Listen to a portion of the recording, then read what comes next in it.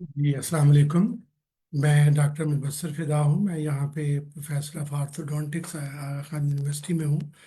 हम आज world आर्थोडोंटिक health day जो है वो सेलिब्रेट कर रहे हैं, जिसके सिलसिले में कल डॉक्टर इशफाक ने कुछ इंट्रोडक्शन दिया था अबाउट आर्थोडोंटिक्स और इसके क्या फ़ायदे हैं। उसी को हम कंटिन्यू करते हुए आगे चलेंगे। ऑर्थोडोंटिक्स जो है basically is alignment of teeth and jaws. ठीक है। तो इसमें जो है बेसिकली जो साइकोसोशल जो प्रेशर्स हैं पेशेंट्स के ऊपर, बच्चों के ऊपर है ना, बिकॉज ऑफ द अपीयरेंस, उस बेसिकली ये स्पेशलिटी इन चीज़ों को डील करती है, टीजिंग at school and all other things. और इवन अलाइन अगर माल अलाइन टीथ होंगे तो उनको क्लीन करना जो है मुश्किल होता है। इसलिए वो उनको अगर अलाइन कर देंगे तो उनकी लॉन्ग टर्म हेल्थ और लॉन्ग टर्म लाइफ टीथ की जो है वो बढ़ जाती है। तो डॉक्टर इशफाक ने कल लास्ट यस्टरडे उन्होंने काफ़ी इस चीज़ पे कंसंट्रेट किया था regarding world orthodontic health day और इसके फ़ायदे। तो इसको फर्दर कंटिन्यू करते हुए हम ये बताना चाहेंगे कि आर्थोडोंटिक्स जो है ये बेसिकली जैसे मैंने पहले बताया अलाइनमेंट ऑफ टीथ और जाज है। इसमें पेशेंट्स की एक तो साइको सोशल डेवलपमेंट के लिए ज़रूरी होता है, फिर जो है लॉन्ग टर्म डेंटल हेल्थ के लिए जो है ये ज़रूरी है। इसके इसमें आइडियल एज जो है बेसिकली हम रिकमेंड करते हैं कि एक दफ़ा पहले बच्चे को जो है वो 7 इयर्स ऑफ एज में एक दफ़ा एग्जामिनेशन करा लें, ताकि उसमें अगर कोई भी ऐसी चीज़ राइज हो रही है, फॉर एग्जांपल हैबिट्स ऐसी हैं या कोई ऐसा ग्रोथ पैटर्न लोअर जा ग्रो आगे कर रहा है, तो हम उसी टाइम इंटरवीन करें। तो अदरवाइज हम यूजुअली फॉलो अप पे रखते हैं, और जब नीड आती है which is usually 11 to 12 years के करीब जाके हम इंटरवीन करना चाहते हैं। ठीक है। और उसमें जब मोस्ट कॉमन जो हमारे यहाँ है प्रॉब्लम वो है लोअर जॉ बैकवर्ड होता है। इसलिए पेशेंट प्रेजेंट हमें करते हैं आके कि जी बच्चे के टीथ बहुत आगे आ गए हैं, बच्चा या बच्ची के टीथ। ठीक है। जब हम उसको एग्जामिनेशन करते हैं तो बच्चा पता चलता है कि लोअर जॉ जो है वो अंडर डेवलप रह गया है। तो इसकी आइडियल एज जो है वो मैं जैसे कि पहले अर्ज किया 11 to 12 ईयर्स है, जिसमें हम पहले फंक्शनल अप्लायंस देते हैं दैट ग्रोज द जॉस। ठीक है। लोअर जॉ को वो ग्रो करती है। ये तकरीबन depending on the severity of the case तकरीबन 6 महीने से तकरीबन 10 महीने तक ये लगानी होती है, full time except meals and brushing. जैसे ही जॉ जो है नॉर्मल पोजीशन पे आ जाता है, फिर हम बाकी टीथ की अलाइनमेंट जो है बाकी वो हम उसमें करते हैं, अब जो कि फिक्स ब्रेसिस से होती है। अब फिक्स ब्रेसिस की कई टाइप्स हैं, जिसमें मेटल के हैं, सिरेमिक के हैं, और इनविजिबल बिहाइंड द टीथ है। ठीक है। तो वो हम पेशेंट को पूरी इंफॉर्मेशन देते हैं। ठीक है। एज सच पे बहुत ज़्यादा उनमें फ़र्क नहीं है। ठीक है। तो जो लिंगुअल ब्रेसेस है उसमें थोड़ी सी शुरू में यूज टू होने में टाइम लगता है। जो बाहर से ब्रेसेस लगते हैं वो जल्दी पेशेंट यूज हो जाता है। अब इसमें एक बड़ा करंट कॉन्सेप्ट है पेशेंट्स को भी और ओवरऑल भी अवेयरनेस बहुत ज्यादा है कि ये लाइनर जो है वो उसका क्या राइट्स है, क्या वो ट्रीटमेंट किया जा सकता है। बस हम जो है लाइनर भी आराम में करते हैं, लेकिन उसके लिए हमें केस को देखना पड़ता है। ठीक है। तो उसमें फॉर एग्जाम्पल बहुत सीवियर मैलक्लूजन है अगर, तो अलाइनर जो है वो 100% फिनिश तक हमें नहीं लेके जाता। माइनर क्रूकडनेस अगर है टीथ में तो हम अलाइनर से कवर करते हैं। जो बेस्ट कंट्रोल है वो हमारे पास फिक्स ब्रेसेस से ही आता है, क्योंकि अलाइनर जो है एक तो मैंने कहा ना पूरा कंट्रोल नहीं होता, दूसरा हम पेशेंट पे डिपेंडेंट होते हैं। वो अगर suppose as per instruction wear ना करें तो हमें फिर रिजल्ट नहीं मिलता। लेकिन ऑफ कोर्स वो अपीलिंग इतना ज्यादा है अब, इसलिए एवरी पेशेंट नो आस्क, क्योंकि विजिबिलिटी उसमें नहीं होती, पता नहीं चलता ये ट्रीटमेंट चल रहा है। ठीक है। तो डिपेंडिंग ऑन द केस हम पेशेंट को जो गाइड कर देते हैं कि ये अलाइनर कर दें। ठीक है। तो बेस्ट ऑप्शन जो है, बेस्ट जो रिजल्ट मिलते हैं वो हमें फिक्स ब्रेसिस से ही मिलते हैं। ठीक है। अब फिक्स ब्रेसेस जो है वो ये नहीं है कि पहले दिन ही आ जाए पेशेंट और पहले दिन ही लगा, उसका पूरा फिर सेटअप होता है। हम पूरे प्री ट्रीटमेंट रिकॉर्ड पेशेंट के लेते हैं, जिसमें एक्सरेज होते हैं, पिक्चर्स होते हैं, उसकी मोल्ड बनाते हैं। ठीक है, और एक फाइल उनकी मेंटेन हो जाती है।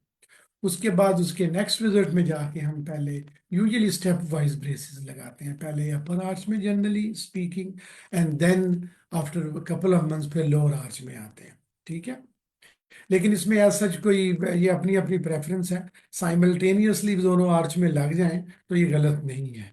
ठीक है, लेकिन ज़्यादा कंफर्टेबल पेशेंट के लिए यही है कि पहले अपर आर्च में लगाएं और फिर लोअर की तरफ आए। फिर हम उसको मंथली बेस पे पेशेंट को फॉलो करते हैं, इंक्रीजिंग ग्रेड्स ऑफ वायर्स में मूव करते जाते हैं। ठीक है, और पेशेंट के टीथ अलाइन होते जाते हैं। ठीक है, ब्रेसेस लगाने में बिल्कुल पेशेंट को नो पेन एट ऑल, कोई, it's a very comfortable process. ठीक है। हाँ, जब ब्रेसेस लगा के पेशेंट अपने घर चले जाते हैं तो एक दो दिन थोड़ी सी टाइटनेस फील होती है, तो जो कि यूजुअली खुद ही रिजॉल्व हो जाती है। वेरी फ्यू पेशेंट से जी हाँ थोड़ी ज्यादा हो गई थी तो एक दो पैनाडॉल लेंगे, पर that's very low percentage of patient, about 10%।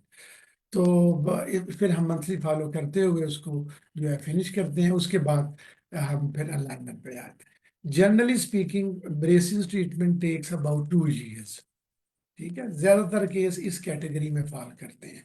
बहुत ही सिंपल है, वेरी, 3 4 दांतों में क्रूकड़नेस है तो वो हो सकता है हम चंद महीने में उसको फिनिश कर दें। ठीक है, और अगर वो बहुत ज्यादा सीवियर है, कुछ टीथ जो हैं वो निकले ही नहीं है, इम्पैक्टेड पड़े हैं, ठीक है, तो फिर उनका एक्सपोजर करा के उनको लाना, इसमें यूजुअली हमें 2.5 साल के करीब लग जाते हैं। ठीक है, फिर वो जो पेशेंट जिनमें वो जो बच्चे कटे हुए तालू या कटे होंठ के साथ पैदा होते हैं, उनमें फिर ये टीथ जो है बहुत ही ज्यादा मेल अलाइंड होते हैं। इसमें हम 3 साल से ज्यादा यूजुअली ले लेते हैं। 3 से 4 साल जो क्लेफ्ट के बच्चे हैं उनमें alignment of teeth takes time. अच्छा, ब्रेसिस की जो केयर है उसमें ये है कि हम यूजुअली डेंटिस्ट रिकमेंड करते हैं कि ट्वाइस ए डे ब्रश करें।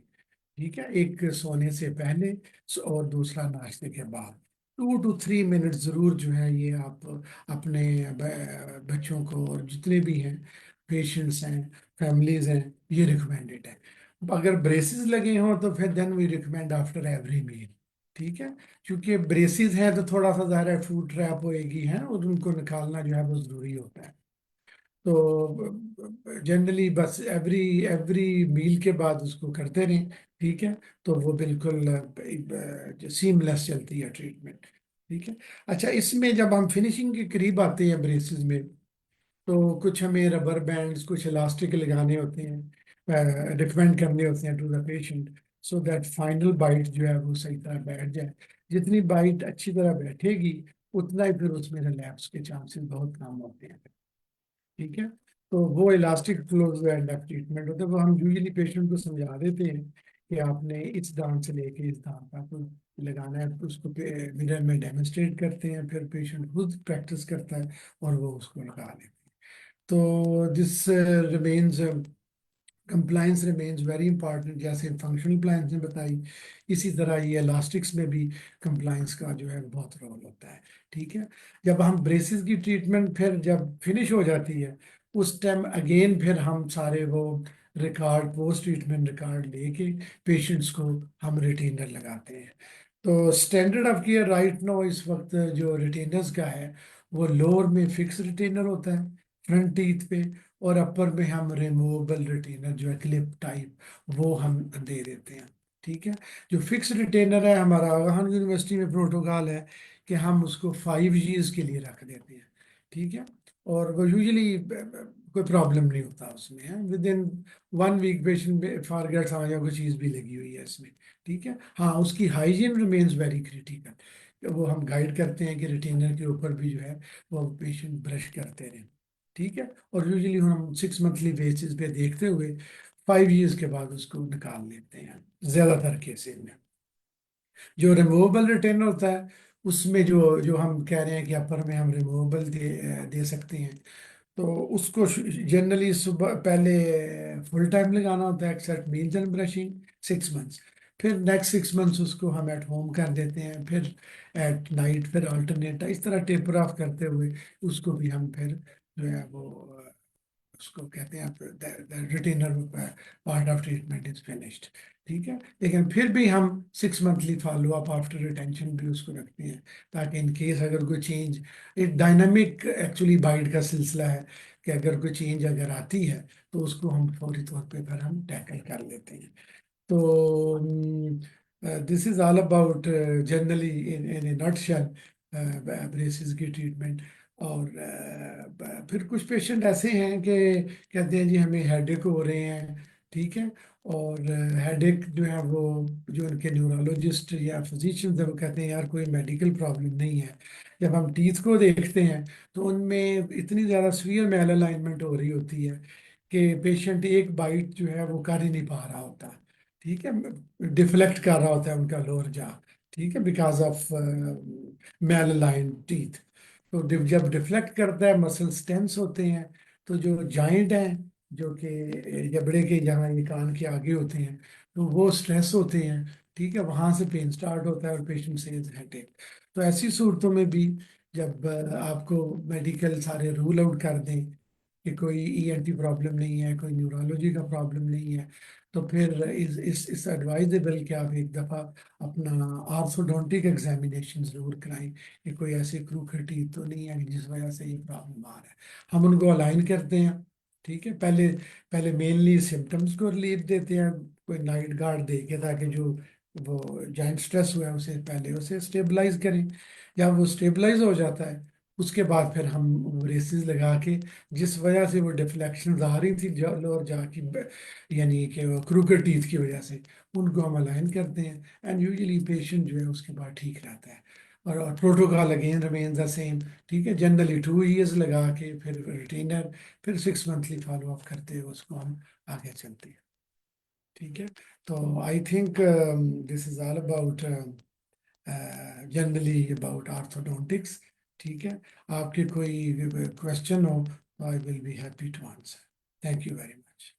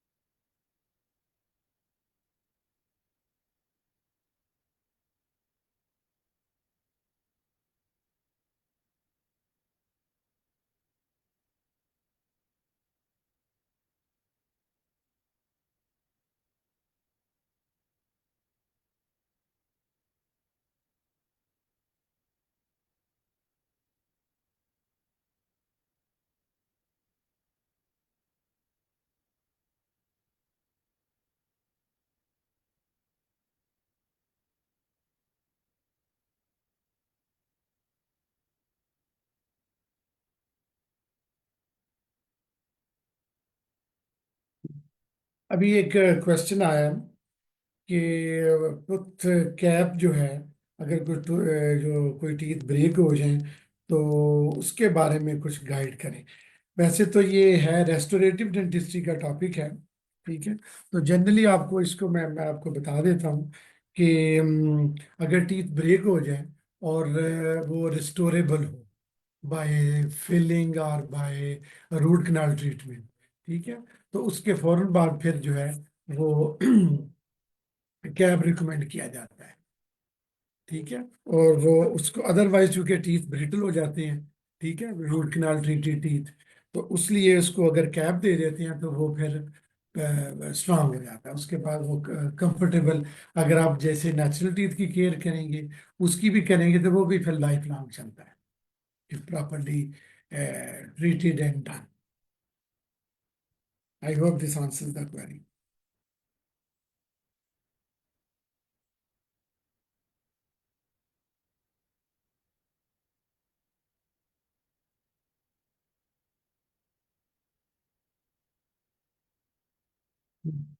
अब नेक्स्ट क्वेश्चन आया जी कि बेबी है 22 मंथ्स, अबाउट 2 years एज। उसके फ्रंट टीथ जो हैं वो अनइक्वल हैं, और थोड़े थोड़े जो है बाहर की तरफ है। तो आप क्या सजेस्ट करेंगे? इसमें मेनली इस एज में हम इंटरवीन एज सच ब्रेसिस के साथ नहीं करते, लेकिन अगर बच्चे में कोई हैबिट है, अगर कोई सपोज वो अंगूठा या कोई उंगली अगर बच्चा ले रहा है, तो हम यूजुअली उस पर कंसंट्रेट करेंगे। ठीक है, तो इसलिए हैबिट ब्रेकिंग अप्लायंसेस होती हैं, या आप घर में कोई ऐसा आप उसको ट्राई करें, इनकरेज करें कि बच्चा वो ना ले। फिर भी अगर हैबिट कंटिन्यू रहती है, तो फिर उसको हम हैबिट ब्रेकिंग में छोटी सी तार मुंह में लगा देते हैं, वेरी कंफर्टेबल। यूजुअली पेशेंट उसके बाद नहीं लेता। ठीक है, तो उसके बाद टीथ काफी हद तक सेल्फ अलाइन होती है। ठीक है, लेकिन चूंकि परमानेंट टीथ जो है वो 7 to 8 years में जनरली, 7 to फ्रंट वाले अपर जो हैं वो आते हैं परमानेंट, उस वक्त जाके हम देखते हैं कि अब इंटरवेंशन की जरूरत है या नहीं। ठीक है, नेक्स्ट क्वेश्चन है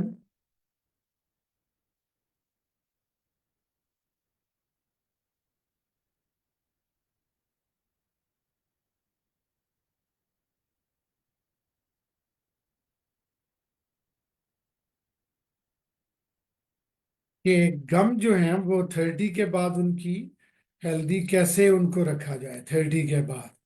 ठीक है, तो बेसिकली गम हेल्थ के लिए is the basically key is the brushing, के soft brush whichever company you like, soft brush हो, toothpaste keep on changing whichever you like.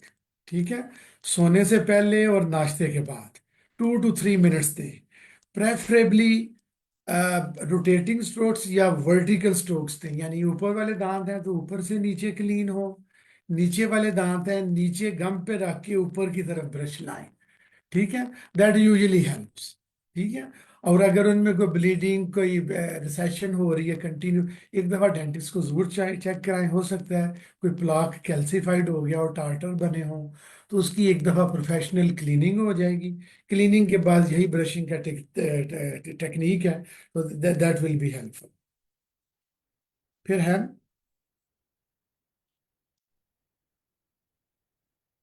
हम्म, ये ये तो डायरेक्ट हमारी से ब्रेसिस से रिलेटेड है कि ब्रैकेट टूट गया है और wire is poking into my gum, what should I do? अच्छा, इसमें जो है इमीडिएटली, क्योंकि अगर पोक कर रहा है, अगर ब्रैकेट ब्रेक हो गया और पोक नहीं कर रहा, ठीक है, फिर तो कोई मसला नहीं, आप रूटीनली आप कल परसों जो भी आपको कन्वीनियंट अपॉइंटमेंट मिले अपने ऑर्थोडोंटिस्ट के साथ आप उसमें ले सकते हैं। अगर वो ब्रैकेट लूज हो गया और वायर पोक करना शुरू है, तो फिर ये ऑर्थोडोंटिक इमरजेंसी है, फौरी तौर पे अपने ऑर्थोडोंटिस्ट की अपॉइंटमेंट लें और जाके इसे सेट कराएं।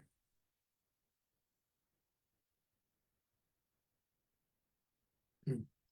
अच्छा, नेक्स्ट क्वेश्चन आया कि मेरी बाइट जो है वो ऑफ मुझे लगती है, इवन दो मेरे टीथ जो हैं वो स्ट्रेट हैं। अच्छा, इसमें जो है ये भी डायरेक्ट हमारा ऑर्थोडोंटिक का क्वेश्चन है कि समटाइम्स, हाँ यस, अपेरेंटली लगता है कि टीथ स्ट्रेट है। ठीक है, लेकिन जब एग्जामिनेशन करते हैं तो उसके अंदर कोई ना कोई फंक्शनल शिफ्ट चल रही होती है। ठीक है, यानी वन पॉइंट पे कांटेक्ट जॉज का नहीं आ रहा होता। ठीक है, तो ऐसी सूरत में फिर आपको चाहिए कि आप एक दफ़ा एग्जामिनेशन करें ताकि एग्जैक्ट रीज़न उसकी देखी जा सके। ठीक है, तो बाइट कंफर्टेबल नहीं है तो इट मीन्स कि कोई इंटरफेयरिंग कॉन्टेक्ट्स जो है वो in spite of your state teeth कहीं ना कहीं मौजूद हैं, जिस वजह से ये प्रॉब्लम आ रहा है। तो वी हाईली रिकमेंड कि आप अपना एग्जामिनेशन ऑर्थोडोंटिस्ट को ज़रूर कराएं। फिर नेक्स्ट क्वेश्चन है कि वाइटनिंग ऑफ टीथ कर सकते हैं वाइल वीयरिंग ब्रेसेस? क्योंकि ब्रेसेस ऊपर लगे हैं इसलिए उस रीजन में वो टीथ वाइटन नहीं हो सकेंगे जिस रीजन पे ब्रेसेस चिपके हुए हैं। तो रिकमेंडेड ये है कि आप जब आपका ब्रेसेस ट्रीटमेंट फिनिश हो जाए उसके बाद आप अपना टीथ वाइटनिंग जो है वो रिक्वेस्ट करें अपने ऑर्थोडोंटिस्ट को, तो वो आपको ट्रेस बना के दे देंगे या इन ऑफिस ब्लीचिंग कर देंगे आपकी। तो दैट विल बी हेल्पफुल। तो ब्रेसेस के साथ कराना रिकमेंडेड नहीं है आफ्टर ब्रेसेस। अच्छा, नेक्स्ट क्वेश्चन है कि मुझे लिस्प आ रही है साउंड में अलाइनर जब पहने हैं। ये जनरली अलाइनर के साथ शुरू में, यस, लिस्प होती है, लाइनर्स या लिंगुअल ब्रेसेस। तो इसके साथ चांसेस हैं कि आपकी स्पीच में कुछ लिस्पिंग आ जाए, कुछ चेंज आ जाए। You continue to wear your aligner, ठीक है। तो ये आपके शुरू के प्रॉब्लम्स हैं, ये सही हो जाते हैं। My gums are bleeding while brushing with braces, is that serious? इसका मतलब ये है कि आपकी ब्रेसिस के साथ हाइजीन प्रॉपर मेंटेन नहीं हो पा रही, ठीक है। यू मे बी ब्रशिंग, लेकिन प्रॉपर टेक्निक से आप ब्रश नहीं कर पा रहे हैं। तो बेहतर है आप अपने आर्थोडोंटिस्ट को दिखाएं, ठीक है। वो आपको पूरा गाइड करेंगे। अगर ब्लीड हो रहा है तो एक दफ़ा स्केलिंग आपकी होएगी, ठीक है। ब्रेसिस के साथ ही स्केलिंग हो जाएगी। फिर आपको ब्रशिंग, जैसे मैंने पहले आपको गाइड किया, कि ऊपर से नीचे, ठीक है, ब्रेसिस के ऊपर पास आना होने दें ब्रश, और नीचे जो वाले जो हैं गम पे रख के ब्रेसिस के ऊपर आने दें, ठीक है, इन स्पाइट ऑफ ब्लीडिंग, ठीक है। तो this will be helpful for young children. what could be the reason of teeth yellowing in spite of brushing teeth regularly? अब इसमें जो है, एक तो रेगुलर जरूर कर रहे होंगे, मे बी ब्रश जो है वो प्रॉपर टेक्निक से नहीं हो रहा, या इनहेरेंट कोई टी, टी एनामल के अंदर कोई येलोनेस वाला कोई प्रॉब्लम है, ठीक है। जैसे कोई फ्लोराइड वाले एरियाज में, ठीक है। तो वो फिर स्टेन देखना पड़ता है उसको, फिर रेस्टोरेटिव जो हमारे डेंटिस्ट होते हैं उसको फिक्स करते हैं, ठीक है। My liner don't seem to fit anymore. What should I do? अगर अलाइनर आपके फिट नहीं आ रहे, तो इट मीन्स के आपकी या तो बियर टाइम नहीं ठीक, ठीक है, या आपने अलाइनर बहुत फास्टली आगे प्रोग्रेस हो गई है। तो जब फिट नहीं आ रहे, तो बेहतर यही है कि आप पिछले अलाइनर पे चले जाएं। जो पिछला अलाइनर था, जो पहले आप पहन रहे थे, उस पे चले जाएं और फुल टाइम उसे वियर करें, ठीक है। और दैट यूजली हेल्प। जब ये बिल्कुल लूज हो जाए, फिर नेक्स्ट पे चले जाएं, ठीक है। फिर भी प्रॉब्लम परसिस्ट करे, तो फिर अपने आर्थोडोंटिस्ट को जरूर दिखाएं। रिटेनर्स के कब तक पहनने होते हैं ट्रीटमेंट के बाद?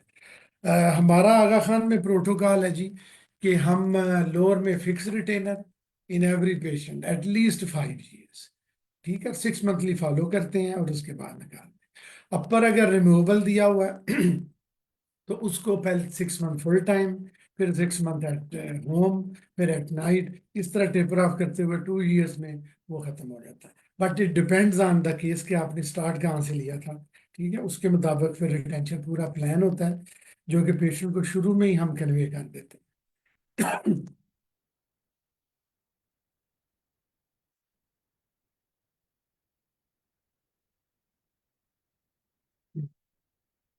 ये कह रहे हैं कि मैं क्लेंचिंग ऑफ टीथ जो है, I I have started clenching of teeth unconsciously, what should I do even though मेरी बाइट बहुत इंप्रूव हुई है आफ्टर ट्रीटमेंट? यस। अब क्लेंचिंग ऑफ टीथ जो है, अगर आपकी अलाइनमेंट बहुत अच्छी है, यू आर सेटिस्फाइड, तो it may be because of sometimes stress, ठीक है। तो ये इररिस्पेक्टिव ऑफ ब्रेसिस ट्रीटमेंट, अगर स्ट्रेस है तो कुछ पेशेंट में क्लेंचिंग ऑफ टीथ होती है, कुछ में डे में होती है, और ज्यादातर में रात को, जिसको हम ब्रेक्सिज्म बोलते हैं। तो बेहतर यही है कि आप अपना स्ट्रेस लेवल को कंट्रोल करें। एटलीस्ट 8 आवर स्लीप जरूर लें, ठीक है। फिर भी प्रॉब्लम परसिस्ट करती है तो अपने अपने डेंटिस्ट जो भी आपके हैं उनको दिखाएं, ठीक है। क्योंकि अगर परसिस्टेंट क्लेंचिंग है या ब्रक्सिज्म है, इससे टीथ जो है वो ज़्यादा घिसेंगे, और अल्टीमेटली वो वियर ऑफ ज़्यादा होंगे, और उनमें सेंसिटिविटी और इश्यूज ज़्यादा बढ़ेंगे। तो डेंटिस्ट पे डिसाइड करेंगे कि इनको वो नाइट गार्ड की जरूरत है कि नहीं है, वो दे देते हैं, ठीक है। सो दैट फर्दर ना हो, that also helps in clenching. जी। क्या ऑर्थोडोंटिक ट्रीटमेंट से स्नोरिंग पर फर्क पड़ता है? यस। तो डिपेंडिंग ऑन द केस, कि अगर स्नोरिंग जो है, जॉ मेल पोजिशनिंग की वजह से है, लोअर जॉ बैकवर्ड है या दोनों जॉ बैकवर्ड हैं, ठीक है, तो जाहिर है उसकी फिर ट्रीटमेंट विद जॉ ग्रोथ या सर्जिकली जॉ की रिपोजिशनिंग करके, that helps in snoring if it is because of these reasons.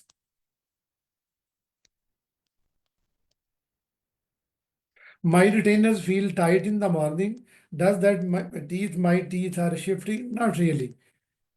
Not really. आपको जैसे उन्होंने शेड्यूल आपके ऑर्थोडोंटिस्ट ने बताया हुआ है उसके मुताबिक पहनते रहें। ठीक है। बहुत ज़्यादा टाइट लगे तो आप ज़रूर अपने उनको दिखाएं और रूटीनली उनसे विजिट करें। ये कोई मुझे मेजर मसला इसमें नहीं लग रहा। I am my I am on my orthodontic treatment for braces, लेकिन in moving abroad for studies what should be my go to points. Okay. इन्होंने ट्रीटमेंट शुरू कराया और कह रहे हैं बाहर जा रहे हैं। ठीक है। फॉर स्टडीज और for what ever reason.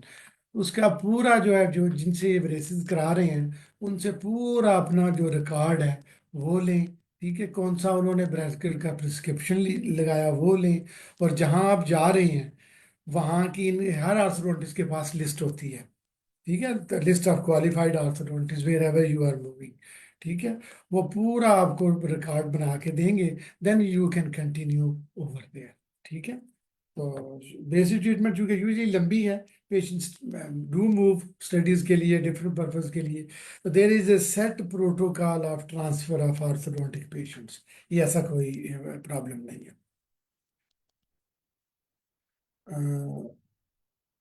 I am not totally satisfied of my teeth appearance after my braces treatment. What could be after finishing? Please give conclusion.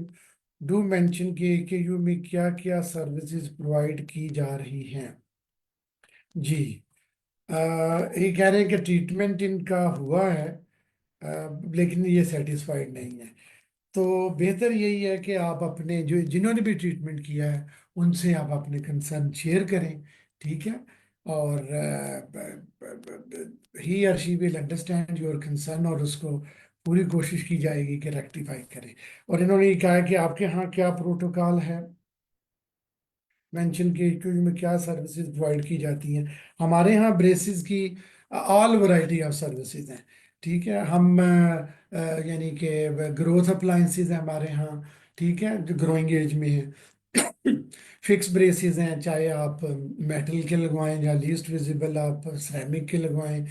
Aligner की सर्विसेज हैं। ठीक है। If the case is indicated aligners are available.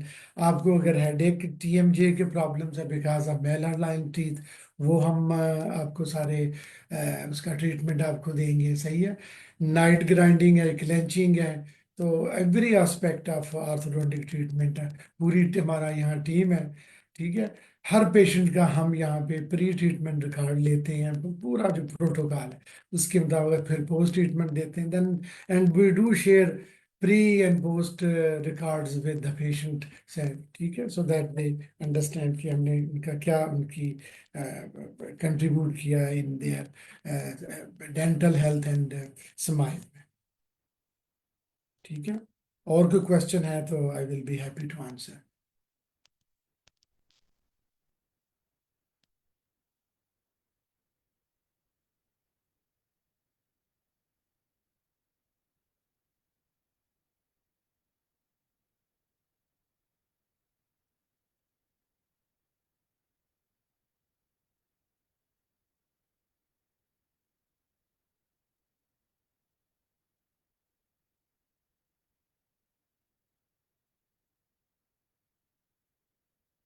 तो in brief अपने बच्चे का 7 year में ज़रूर एक दफ़ा एग्जामिनेशन कराएं।